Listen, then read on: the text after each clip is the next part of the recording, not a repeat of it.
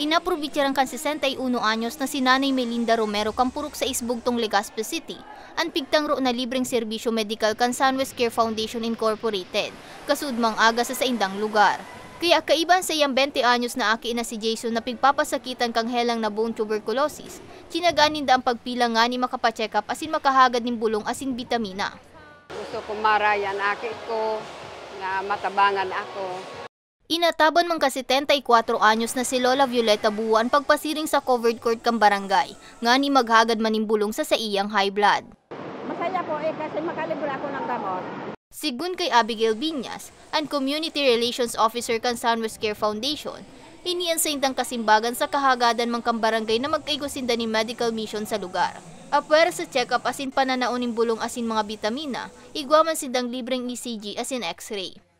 Since si Barangay Bugtong is one of our program areas, so kumbaga natap kami ng Barangay Bugtong for assistance. Nakakatuwa lang na makaka-access sila sa ganitong mga medical services like sa X-ray po and ECG, so parang hindi kasi siya napa-priority, especially sa Barangay Bugtong. Mientras tanto, hapwera sa medical mission, nakatalan man na magkondusir ni Brigada Eskwela ang Sunwest Care Foundation sa Bugtong Elementary School bilang pakikisumaro para sa maabot na bagong academic year. Para sa mga baretang tatak Bicol, May Arango.